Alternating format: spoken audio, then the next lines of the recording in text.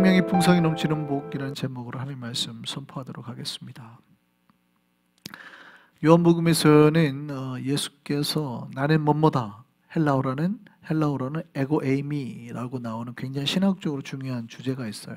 예수께서 자신을 누구다라고 증명해낸 거예요. 나는 뭐뭐다. 예수께서 나는 생명의 떡이다.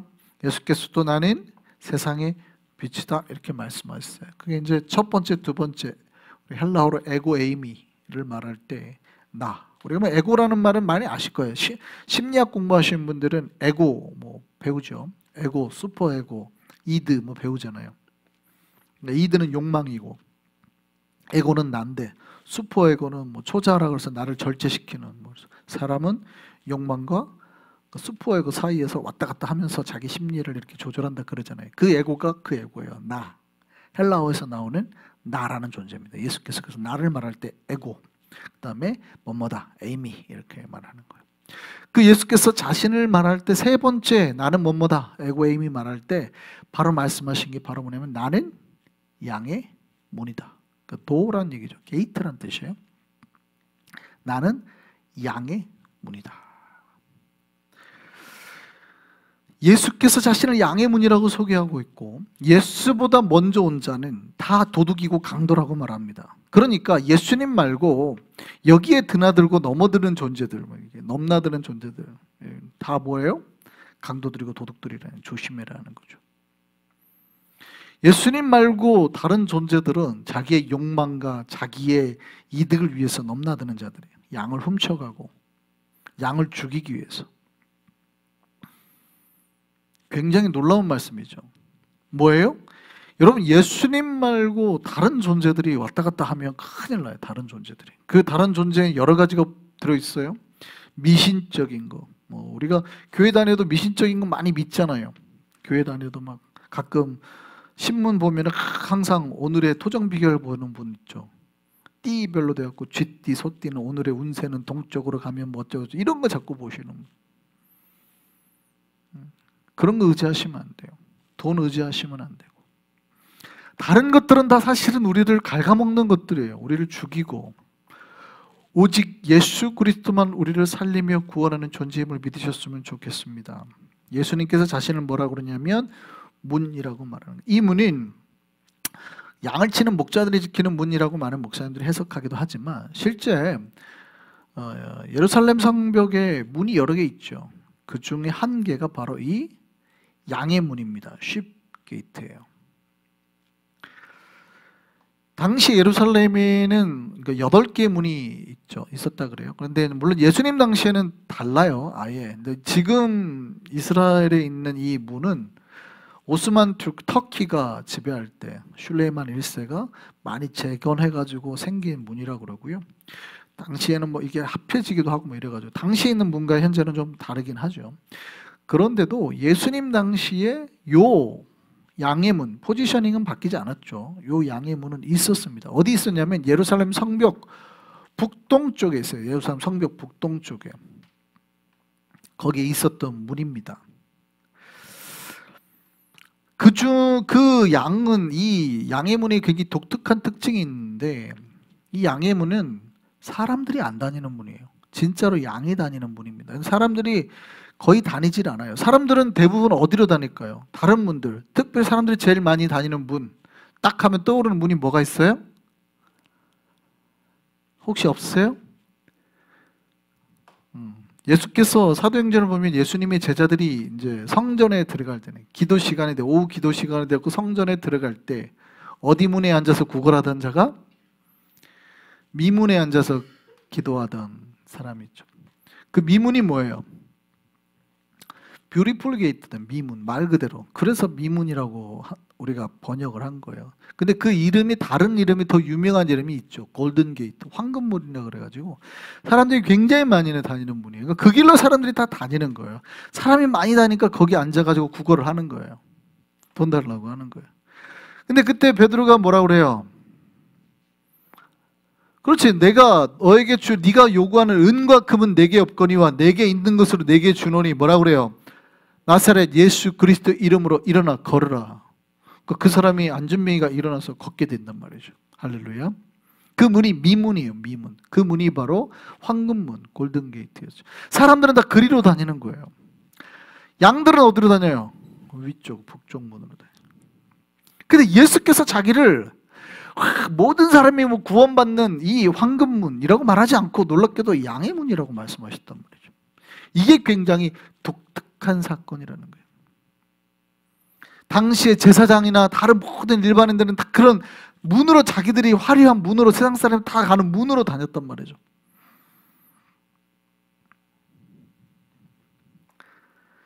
이 양이 왜 양들이 다녔냐면, 당시 성전에서 옛날에 제사를 드렸잖아요. 그럼 제사용 양을 이 바로 양의 문을 통해서 들어오게 된 겁니다. 근데 이게 되게 독특한 게, 여러분이 잘 아는 사건이 하나 있는데, 이 양의 문 바로 앞에 뭐가 있냐면 베데스다라는 연못이 있어요. 베데스다 뜻이 뭐죠? 자비의 집, 뭐 이런 뜻이에요. 베들레헴은 뭐고요? 배자가 뭐예요? 집. 베들레헴은 우리 배가 아니고 떡집이란 뜻이죠. 그래서 그런 뜻이에요. 베데스다라고 하면 자비의 집이라는 뜻입니다. 그런데 이 베데스다가 원래 언제 생겼냐면 예수님 당시 200년 전에 기억하실지 모르겠는데, 마카비 공부할 때 배우는 시몬이라는 유명한 대제사장이 나왔는데, 예루살렘에 이제 물을 갖다 쓰기 위해서, 물을 이제 받아들이기 위해서 바깥에다 만든 큰 연못이에요. 인공 연못. 그러니까 길이가 100m, 폭이 뭐 한 70m 되는, 또 깊이가 뭐 한 7, 8m 되는 굉장히 깊은 큰 쌍둥이 연못입니다. 두 개. 굉장히 큰 연못인데, 원래는 이제 그렇게 식수로 쓰려고 만들었어요. 그런데 자, 이스라엘 남자들은 1년에 몇 번씩 하나님 앞에 나가야 돼요? 1년에 3번씩 하나님 앞에 나가야 됩니다. 자, 1년에 3번씩 하나님 3대 절기에 따라서 이제 하나님 앞에 나가서 제사를 드려야 되는데, 나갈 때는 그냥 가면 안 되죠. 반드시 뭘 가져가야 돼요? 제물을 가져가야 된단 말이에요. 그러니까 옛날에는 다 양을 끌고 갔어요. 양을 끌고 가다 보니까, 그 양을 끌고 가니까 양에 뭐가 묻겠어요? 여러 가지 흙이 묻고 먼지가 묻고, 또 양이 똥 싸다가 앉아서 일어나면 똥이 묻고 이런단 말이죠. 자, 그러면 이렇게 더러워진 상태로 하나님 앞에 제물로 드릴 수가 있어요, 없어요? 못 드리죠. 하나님 앞에 제물로 드릴 때는 완벽하게 정결한 짐승으로만 드려야 돼요. 또 오다가 흠이 나거나 이러면 안 되니까 치유도 해야 되고 이래야 된단 말이죠. 그러니까 그런 제물을 다, 그 양들을 씻어내는 데가 어디냐면 바로 그 베데스다였습니다. 거기서 다 제물들을 씻었어요. 그래서 베데스다의 다른 이름이 양의 못이라는 뜻도 있습니다. 베데스다 연못이 양의 못, 양의 연못이라는 뜻이죠. 원래 그렇게 사용됐던 거예요. 그런데 하나님 앞에 바칠 거룩한 제물을 그렇게 씻다 보니까 그 물에는 뭐가 들어가 있어요? 사람들 생각하기에 그렇다는 거예요. 그 물에는 뭐가 들어가 있어요? 신령한 능력이 들어가 있는, 하나님의 제물이 담겨있는 신령한 능력이 많이 들어가 있는 거예요. 그래서 생각을 하는 거예요. 그러니까 사람들이 어떻게 해요? 야, 저 신령한 물에 손을 넣으나 발을 넣거나 목욕을 하면 우리가 낫겠구나, 그렇게 생각을 하는 거예요. 그래서 당시에 행각이라고 그러죠. 솔로몬 행각. 지붕이 있고 기둥만 있는, 옆에가 벽이 없는 그런 행각들이, 큰 행각이 주변에 5개나 있었습니다. 예수님이 거기서도 설교하시죠. 엄청나게 많은 사람들이 이제 몰리는 겁니다. 그런데 재밌는 거는 예수님 당시에, 그러니까 예수님 당시에는 거기서 제물을 씻었을까요? 양들을 씻었을까요? 안 씻었을까요? 더 이상 씻지 않았습니다. 왜요? 제사장들이 이미 제물을 독점했기 때문에. 제가 말씀드렸죠, 언젠가. 뭐냐면 예수님이 왜 성전 가가지고 테이블을 다 뒤집어 엎어버렸냐면, 원래는 사방팔방에서 그렇게 제물을 가지고 와야 돼요. 근데 흠이 있는 제물은 바치면 안 되니까 아예 제사장 측에서 깨끗한 제물을 준비했단 말이에요. 오케이죠. 그럼 오케이죠. 그래가지고 거기서 환전을 하게 한 겁니다. 사람들의 편의를 위해서 환전하게 해주면, 처음에는 괜찮죠. 여러분, 면죄부도 제가 언제 설명드린 적 있지만, 면죄부도 처음에는 좋은 뜻으로 어느 정도 사용됐었습니다. 그러니까 사람이 죄를 범하고 왔는데 보통 그러면 사제가 가서 한 달 동안 막 금식 기도하라고 막 하거든요. 근데 금식 기도하고 왔는데 이 사람이 또 오늘날에 우리는 별로 안 그러지만 와가지고 그래도 제가 죄가 아직 안 씻어진 것 같습니다. 그러면 일주일 더 해. 한단 말이죠. 일주일 막 회개기도는 아직도 제가 죄를 안 씻어진 것 같습니다. 이러면 사제가 답답하잖아요. 아, 다 씻어진 것 같아. 그만. 그러면은 이제 다 씻어진 것 같으니까 돈 얼마 내고 끝내자. 이렇게 한 거란 말이죠. 사실은 굉장히 좋은 의미로 사용됐던 건데 나중에는 어떻게 돼요?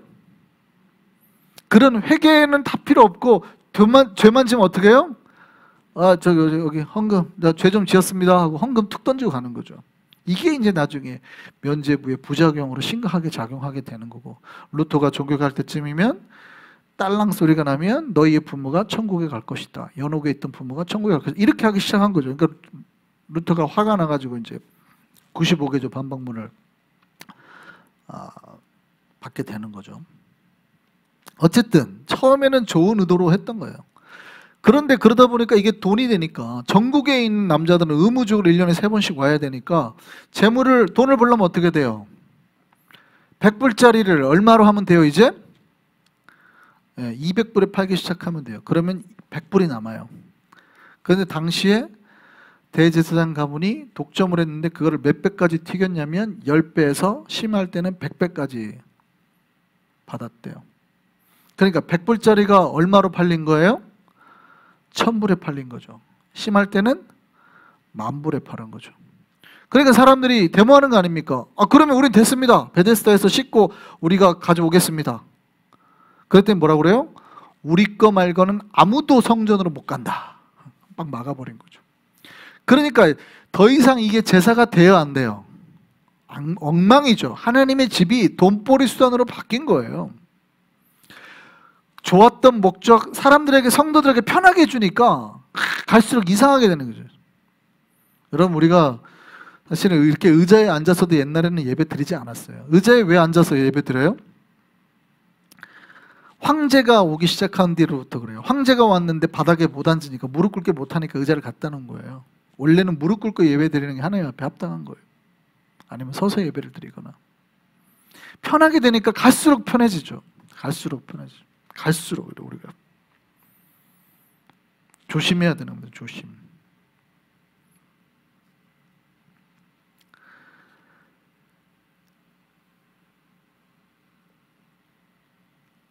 놀랍게도 이미 그 당시에는 더 이상 베데스다 연못이 그런 재물을 씻는 용도로 사용되지가 않았습니다. 그런데도 베데스다 연못에는 이제 누구는 가득해요? 네, 전설이 남았기 때문에 사람들은 가득해요. 병자들은 가득해요. 근데 놀랍게도 잘 보세요. 이 병자들이 성전 안에는 들어갈 수 있습니까? 없습니까? 못 들어가는 거예요. 이 병자들이. 성전을 들어가려면 가난하고 병든 자들은 성전을 못 들어가고, 성전에 들어가는 사람들은 성전 문은 대부분 잠굽니다. 근데 양의 문만 안 잠궈요. 24시간. 사제들은 자기네들이 통과다니는 문이 따로 있고, 사람들이 들어올 때는 뭘 받아요? 성전세를 받는 거예요. 성전세를. 그런데 놀랍게도 예수께서 성전에 가셨을 때 어디를 가신 거예요? 바로 그 요한복음 5장의 내용이에요. 바로 그 베데스다를 가신 겁니다. 거기를 갔더니 성전에 들어가지 못하는 가난하고 병든 사람이 가득해요. 그들 중에도 계급이 있어요. 똑같이 가난하고 병든 사람 중에도 계급이 있어요. 여러분, 잘 사는 교회에도 계급이 있죠. 재밌는 얘기를 들었어요. 잘 사는 교회에도 계급이 있다더군요. 한국식으로 따져서 서울대, 연대, 고대 다니신 분들끼리 따로 소그룹이 있고, 그 밑에 다니신 분들끼리 소그룹이 있고 그런다고 하더군요. 영어를 잘하는 사람들끼리 뭐 소그룹이 있고, 영어를 못하는 절대 그쪽은 소그룹을 합칠 수가 없대요. 절대. 그러면 가난한 교회는 그런 계급이 있어요, 없어요? 우리 교회는 그런 게 있어요, 없어요? 놀랍게도 가난한 교회는 가난한 교회대로 계급이 있어요. 가난한데 더 가난한 사람은 더 차별당하고, 병든 사람은 더 차별당하고. 아니, 베데스다 연못에 다 병들고 가난한 사람이 모였는데 그 중에서도 더 배고프고 더 가난하고 더 아픈 사람은 더 차별을, 그 중에서도 차별받는 거예요. 예수님이 그 중에서 가장 차별받는 사람한테 간 거죠. 38년 된 병자. 다른 사람은 간호할 사람도 붙어있는데 이 사람은 간호할 사람도 없어요. 예수님한테 뭐라고 그래요? 물 끓을 때 나를 좀 어떻게 넣어주십시오. 내가 들어가려고 하는데 다른 사람이 빨리 들어가가지고 나는 아예 찬스도 못 잡습니다. 예수님이 뭐라고 그래요? 네 자리를 일어나서 들고 가라 그러죠. 근데 놀라운 건 이 사람이 자리를 들고 가는데 누군가가 이 사람을 책망합니다. 너 왜 안식일 날 자리를 들고 가? 이랬다는 얘기죠. 일을 했다는 얘기예요. 뭔가 일을 했다. 일하면 안 되네. 들은 게 일이에요. 안식일법으로는 안식일에 일하면 안 되는데 그 사람은 뭐는 안 본 거예요.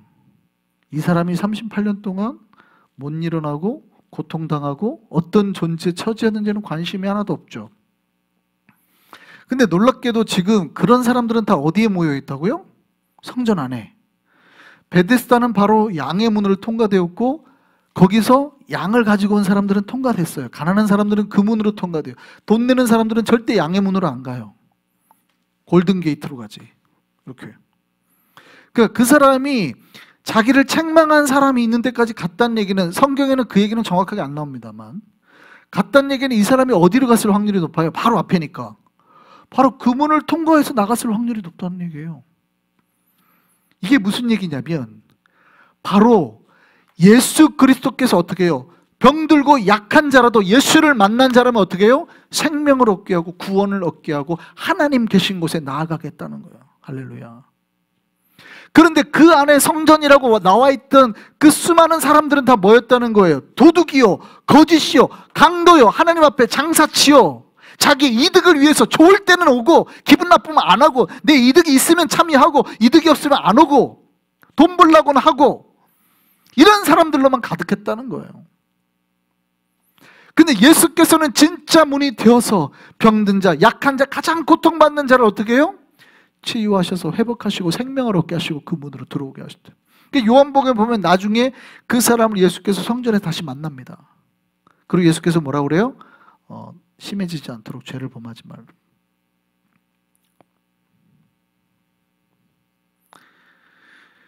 여러분, 여기서 우리가 알 수 있는 게 있습니다. 진짜 양의 문의 역할이 뭡니까? 사람들은 겉만 봤습니다. 성전에 있는 멋있게 옷을 입은 사람들의 모습, 그 안에 있는 수많은 리더들의 모습, 수많은 바리새인 아니면 대제사장의 모습들, 이런 것만 보는 거예요. 성전의 화려함만 보고 있는 거예요. 근데 성전의 목적은 뭐예요? 하나님 만나러 온 거죠. 하나님 만나러. 하나님 만나고 어떻게 해요? 구원받게 하고 생명을 얻게 하고 살리는 거잖아요. 예수님은 진짜 살려서 그를 하나님 앞으로 인도했다는 거죠. 이게 양의 문의 역할인 겁니다. 여러분, 우리가 예수를 믿으면 우리 안에 이 은혜가 일어나게 될 줄 믿습니다. 우리가 병들고 힘들고 영혼이 메말라 갈 때 우리에게 다가오신 예수 그리스도의 음성을 들으면 우리가 그 자리에서 일어나게 될 줄 믿습니다. 우리가 또한 은혜로 그 양의 문에 들어가게 될 줄 믿습니다. 그때 예수께서 하셨던 그 약속처럼 우리가 뭘 얻어요? 생명을 얻고 그 생명을 더 풍성히 얻게 되는 역사가 일어나게 된다, 이 말이죠. 그렇게 예수를 만났냐라고 주님이 오늘 이 밤 우리에게 묻는 거예요. 너희는 지금 그 예수를 만났냐? 겉모습만 우리가 크리스찬인 척하고 혹은 겉모습만 화려한 교회에 앉아가지고 내가 괜찮은가 보다라고 스스로 착각하는가? 아니면 진짜 나를 살리고 구원하신 예수 그리스도를 만나서 내 삶의 진짜 기쁨 가운데 하나님 앞에 나와 있는가? 이걸 물어보는 거예요. 어떤 사람은 누군가가 살아났는데도 여전히 불구하고 너 왜 그거 자리를 들고 가? 오늘 안식일인데 뭐 이러고만 있다는 거죠. 외식하는 거예요. 외식하는 거. 그 사람이 살아나고 회복되는 건 관심이 없고 율법에만 매어 사는 거죠.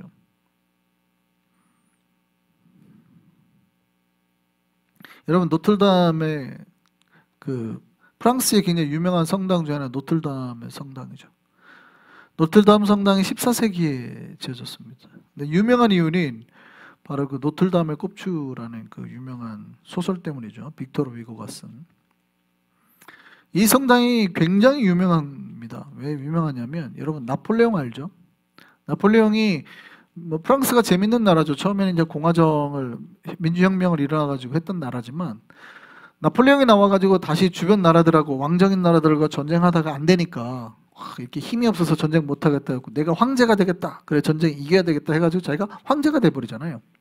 국민들의 공화정으로 가다가 다시 리퍼블릭이 되다가 갑자기 다시 임페리얼 황제가 되는 뭐 그런 나라가 되죠. 근데 나폴레옹이 대관식을 했던 그 성당이 바로 그 노틀담 성당입니다. 유명한 잔다르크가 나중에 복권된 것도 거기고요. 그래서 그 잔다르크의 상이 그 안에 있다 그래요. 또 프랑스 유명한 대통령 때 드골 대통령의 장례식을 거기서 하기도 했고. 근데 진짜로 이 성당이 유명한 이유가 있어요. 뭐냐면 성물이 그 안에 있기 때문에 그런데 성물이 뭐냐면 예수께서 매달렸던 십자가의 일부, 예수께서 십자가에 매달렸을 때 그 일부가 노틀담 그 성당에 있기 때문에요. 또한 예수께서 못 박히셨던 그 가시관의 일부가 노틀담 성당에 있기 때문에. 물론 이거는 나중에 이제 옮겼습니다. 이관해가지고 프랑스가 새로운 뭐 팽샤펠 성당을 지어 그쪽으로 이제 이전을 했는데요. 이게 유명한 거예요. 그러니까 사람들이 어떻게 해요? 성당에 들어가면 그렇게 화려한 성당을 들어가면 성물이 있는 곳을 들어가면 어떻게 해요? 느끼는 거죠. 나는 이제 구원받은 백성이고 천국을 들어가는 것 같은 그런 느낌을 받는 거예요. 착각하지 마시라고요. 노틀담 성당보다는 예수님이 있던 당시에 성전이 더 그러지 않았겠어요? 성전의 골든 게이트를 쫙 미문을 들어갈 때 내가 하나님 나라로 들어간 이런 생각 가지지 않겠어요? 예수님 뭐라고 그래요? 착각하지 말라는 거예요. 그게 아니라 진짜 양의 문으로 들어가야 된대. 다른 사람들이 다 가지 않는 양의 문. 거기에서 병든 자라 하더라도 그것을 통해서 바로 들어오기만 하면, 예수를 만나고 정말 그 안에서 일어나기만 하면, 정말 변화를 받고 믿음을 가지고 나오기만, 하나님의 전을 들어오기만 하면 구원받고 생명을 얻는다. 그 얘기를 하는 겁니다. 할렐루야. 우리가 그렇게 예수를 만났기를 소망합니다. 잊어버리셨다면 이 밤에 다시 그 예수를 붙잡기를 바랍니다. 2019년에 노틀담 대성당이 불나버렸죠. 화재로. 여러분, 이 세상의 것은 사라질 수 있습니다. 그러나 진짜 구원의 문, 예수님이신 양의 문은 없어지지 않는 거예요. 여러분 안에 그 양의 문이 확실하게 자리 잡기를, 세팅되어 있기를 간절히 바랍니다. 그리고 그 양의 문으로 들어가기를 바랍니다. 그것에서 우리 생명이 살아나고 더 풍성이 넘치게 될 줄 믿습니다.